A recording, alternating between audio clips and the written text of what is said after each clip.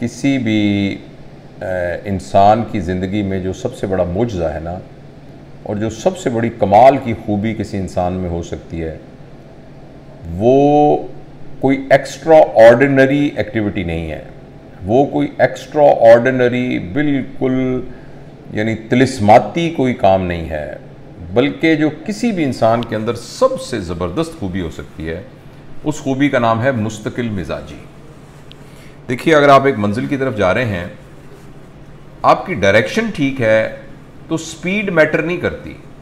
आप आहिस्ता आहिस्ता भी अगर चल रहे हैं तो बहरहाल हर गाम के ऊपर आप अपनी मंजिल के करीब जा रहे हैं। इसी तरीके से इंसान के अंदर, ये बात हम बहुत दफ़ा डिस्कस कर चुके हैं कि अगर इंसान में ग्रोथ नहीं हो रही तो वो इंसान ज़िंदा नहीं है, वो मुर्दा है।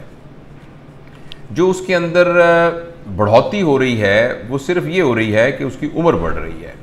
उसके काले बाल थे वो सफ़ेद बाल हो रहे हैं, उसके जॉइंट्स में डीजनरेशन हो रही है, और उसके आँखों में कैटरेक्ट डेवलप हो रहा है, और उसके अंदर ये एजिंग वाली चेंजेस आ रही हैं। तो ये एजिंग वाली चेंजेस जो हैं, ये ज़िंदगी का एक बहुत ही छोटा सा एक सेगमेंट है। और अगर फ़र्ज़ करें, अगर ये अगर हमारी ज़िंदगी में ये चेंज आ भी रही हो तो इसको हम ज़िंदगी तो नहीं कहते।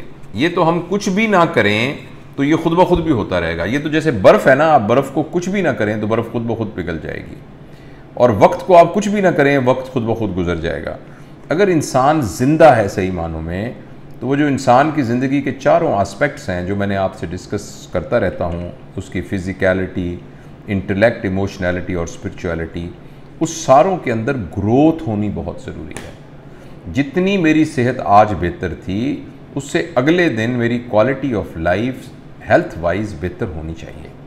और जितना मेरा इंटेलेक्ट आज है, कल आने वाले कल में मेरा इंटेलेक्ट इससे बेहतर होना चाहिए।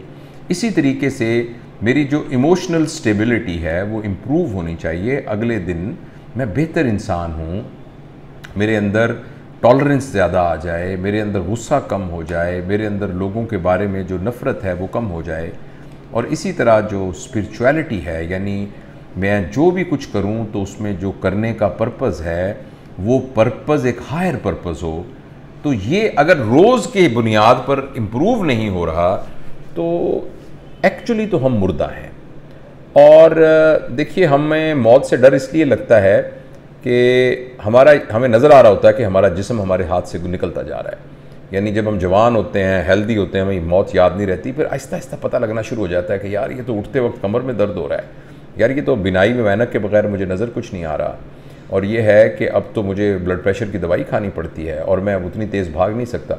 तो फिर हमें खौफ तारी हो जाता है कि मैं मर जाऊँगा, मैं तो अपनी मॉर्टिलिटी इंसान को याद आती है। लेकिन मैं आपको ये बात पूरे यकीन के साथ कहना चाहता हूँ कि ये बात जानवरों के लिए बिल्कुल दुरुस्त है कि उनका जिस्म एक दिन ख़त्म हो जाएगा, लेकिन अल्लाह ताला ने इंसान अज़ल से अबद से नहीं है, अज़ल से नहीं है, मगर इंसान अबद तक रहेगा। प्लीज़ आप ये बात देखिए, ये कितनी ज़बरदस्त बात है। इंसान अल्लाह पाक अज़ल से है, अबद तक है। इंसान अज़ल से नहीं है, लेकिन इंसान अबद तक है। मैं और आप अबद तक मौजूद हैं। लिहाजा जो मौत आएगी वो हमारी बॉडी को मौत आएगी, और हम मौत से इसलिए डर रहे हैं कि हम जिस्म के ख़त्म हो जाने को ही अपना ख़त्म हो जाना समझ रहे हैं। तो जो हमारा दूसरा हिस्सा है, यानी 3 और हिस्से हैं, इंटेलेक्ट, इमोशनैलिटी एंड स्पिरिचुअलिटी, इनकी ग्रोथ, इनकी बढ़ोतरी के लिए मुस्तकिल मिजाजी बहुत ज़रूरी है। जो भी काम हमने करना है वो रोज़ की बुनियाद में, हमारे यहाँ हमें ऐसा होता है कि एकदम हमें सर जाती है बाज़ का, लो भी आज से मैंने ना ये किताबें पढ़ना शुरू कर देनी, आज से मैंने ऐसे मेंटर्स तलाश करने हैं, मैंने उनके साथ बैठना है ताकि मेरी जहानत में इजाफा हो, आज से मैंने ये वाली बातें करनी, और उसके बाद वो सर जाती है और फिर एकदम वो ख़त्म हो जाती है। इसी तरह अपनी इमोशनैलिटी और स्पिरिचुअलिटी के बारे में, तो मैंने रमज़ान शरीफ जब शुरू हुआ था तो मैंने तफसील से आप तमाम दोस्तों से ये बात की थी कि ये अल्लाह पाक ने ना एक किक स्टार्ट, एक जो है ना जैसे लॉन्चिंग पैड हमें दिया है कि जिससे हम अपनी रमज़ान के बाद की ज़िंदगी को डिटरमिन कर सकते हैं और ये प्लान कर सकते हैं कि हमने अपनी फ़िज़िकलिटी, इंटेलेक्ट, इमोशनैलिटी और स्पिरिचुअलिटी को कैसे ग्रोथ वाली फेज़ में रखना है।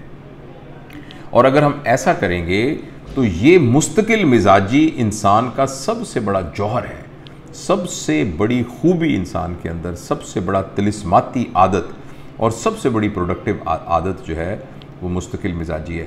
तो लिहाजा अगर आप में से कुछ दोस्त ये समझते हैं कि रमज़ान में जिस तरीके से वो मोटिवेटेड थे अब नहीं हैं, तो उसके लिए बड़ा आसान तरीका है, कागज़ पेंसिल लें और ये 4 बड़े बड़े खाने बना लें, फिज़िकलिटी, इंटेलेक्ट, इमोशनैलिटी एंड स्पिरिचुअलिटी, और उसमें लिख लें रोज़ कि भाई मैंने अपनी फ़िज़िकलिटी के लिए कल क्या करना है। मसलन ये खाना है, ये नहीं खाना, इतने बजे सोना है, इतनी एक्सरसाइज करनी है।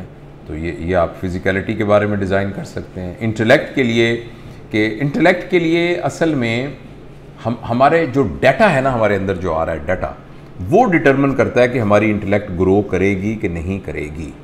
फ़र्ज़ करें अगर हमारे पास हर वक्त एक नेगेटिव डाटा, हमारे इर्द गिर्द जितने लोग हैं वो हैं कि जिनसे हमें नेगेटिव डाटा, हमारे पास इंटेलेक्ट का नेगेटिव डाटा आ रहा है, और इस तरह हम वो किताबें पढ़ रहे हैं जो हमें नेगेटिव, या किताबें पढ़ ही नहीं रहे, या जो स्क्रीन को यूज़ कर रहे हैं वो अनफिल्टर्ड डाटा हमें मिलता जा रहा है, तो हमारी इंटेलेक्ट जो है वो उसकी ग्रोथ नेगेटिव ग्रोथ हो जाएगी, वो नेगेटिव चली जाएगी। लेकिन अगर हमारे इर्द गिर्द ऐसे लोग होंगे कि जिनसे हम सीखेंगे, जिसके लिए बड़ी ज़बरदस्त टर्म एक हमारे बड़े इस्तेमाल करते हैं, जिसे कहते हैं अल्लाह वाले लोग। आप देखिए कि आपके इर्द गिर्द जितने लोग हैं अल्लाह वाले लोग हैं, आपके इर्द गिर्द लोग ऐसे लोग हैं कि जिनके नज़दीक दौलत की अहमियत नहीं है, जिनके नज़दीक गाड़ियों की अहमियत नहीं है, जिनके नज़दीक बड़ा होना ओहदे के साथ मुतल्लिक नहीं है, बल्कि उनका जो बड़ा होना है और उनका जो इज़्ज़त का मयार है वो सारा का सारा उन चीज़ों से है जो पैसे से नहीं ख़रीदी जा सकती। तो ये वो लोग हैं जो आपकी इंटेलेक्ट में इजाफा करेंगे। इसी तरीके से नॉलेज जहाँ से आ रहा है उसकी तरफ भी हमें तवज्जो देनी चाहिए, और इसी तरह इमोशनैलिटी है और स्पिरिचुअलिटी है। तो आप 4 खाने बना लें और बना के उसके लिए अगले दिन का एक प्लान बना लें। तो मुझे उम्मीद है इंशाअल्लाह अज़ीज़ कि ये जो थोड़ी सी आपको सुस्ती महसूस हो रही है, और दूसरी एक बात मैं बड़ा आपको अर्ज़ करना चाहता हूँ कि वो जैसे वो हमारे बुज़ुर्ग कहते थे ना कि जो दम गाफिल सो दम काफिर। तो इंसान को अपने बारे में बहुत चौकन्ना रहना चाहिए, हर वक्त अपने बारे में एक, जिस तरह एक चौकीदार नहीं होता, जिस तरह एक आप वॉच डॉग होता है ना, तो हमारे ख्याल में यह है कि हमें चौकन्ना अपने इर्द गिर्द के बारे में, हमें सबसे ज़्यादा अपने बारे में चौकन्ने रहना चाहिए, हर वक्त देखते रहना चाहिए कि मुझसे गलती तो नहीं हो रही किसी जगह पर मैंने आपको एक फ्रेमवर्क, ये जो 4 चीज़ों का दिया है, ये बहुत ज़बरदस्त याद रखने के लिए फ्रेमवर्क है कि मैं अपनी फ़िज़िकलिटी के साथ कोई जुल्म तो नहीं कर रहा, अपने इंटेलेक्ट के साथ कोई ज़्यादती तो नहीं कर रहा, और इमोशनैलिटी के साथ और स्पिरिचुअलिटी के साथ कोई ज़्यादती तो नहीं कर रहा। तो अगर हम रोज़ाना की बुनियाद पर चुकन्ने हो जाएं और हर रोज़ अपने आप का जायज़ा लेते रहें, तो आप देखिएगा कि इतनी जल्दी हम ग्रोथ करना शुरू कर देंगे कि लोग हमें कहना शुरू कर देंगे कि आपके अंदर तो बहुत तब्दीली आ रही है और आप तो बहुत अच्छे हो रहे हैं, और खुशबू आनी शुरू हो जाएगी, हमारे इर्द गिर्द हमारे एक ऑरा क्रिएट हो जाएगा, लोग उस ऑरा के अंदर इकट्ठे होना शुरू हो जाएंगे। तो आपके सवाल का ये जवाब है। इसमें अगर कोई इस तरह का ऐसा कि मैं एक नुस्खा बता दूं और उस नुस्खे के बाद सारे ठीक हो, ऐसे नहीं। इसके लिए मुझे और आपको मेहनत करनी पड़ेगी, रोज़ाना की बुनियाद पर अपना जायज़ा लेना पड़ेगा। तो इस सवाल के जवाब में तो मैं यही अर्ज़ करूँगा